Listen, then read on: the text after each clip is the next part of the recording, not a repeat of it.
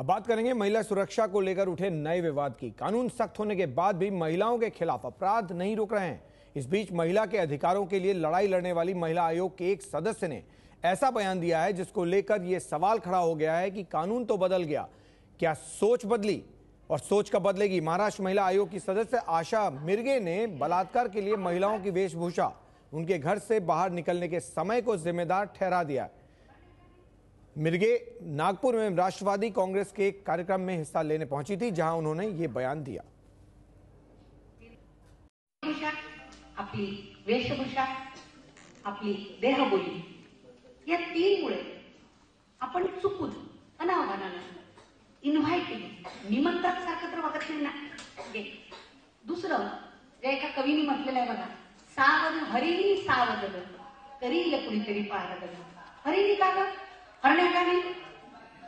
कारण हरिणीनं सावध राहण्याची गरज आहे। आपण खरंच सावध आहोत का? निर्भयाचा बलात्कार घ्या, रात्री 11 वाजता खरंच पिक्चर पाहायला जायचं असतं मित्रासोबत। शक्ती मिल्स कंपाऊंड वरला बलात्कार घ्या, तर संध्याकाळी 6 वाजता जायचं असतं एखाद्या हे करायला एखाद्या ठिकाणी।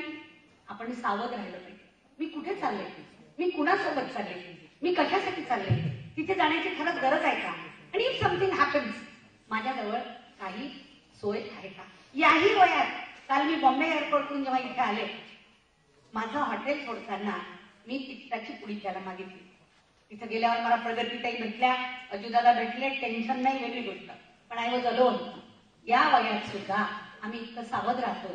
तुमच्यापैकी सगळ्यांनी किती सावध राहता? हा एक प्रश्न। दुसरा प्रश्न, चुकून आपल्याला मजबुरीने आपल्या कामासाठी जावंही लागलं तर अलर्ट राहिलं पाहिजे, ऑन टो, ऑन फुट नाही, ऑन टो। कारण आजूबाजूचे लोक तुम्हाला पाहिल्याबरोबर झडप घालत नाही। मी एमबीबीएस असल्यामुळे सायकियाट्रिस्ट आहे। ते लोक पहिले एकमेकात नेत्रपल्लवी करतात, ठरवतात, त्यांच्यातला एखादा डेअरिंगवाला बाहेर असेल त्याला बोलवून घेतात। शक्ती मिलवाल्याने हेच केलं। त्या बलात्काराचा तुम्ही जर अभ्यास करा, सामूहिक बलात्कार शक्ती मिल आणि त्यानंतर झडप घालतात। तोपर्यंत आपल्याला पळून जायला वेळ मिळतो।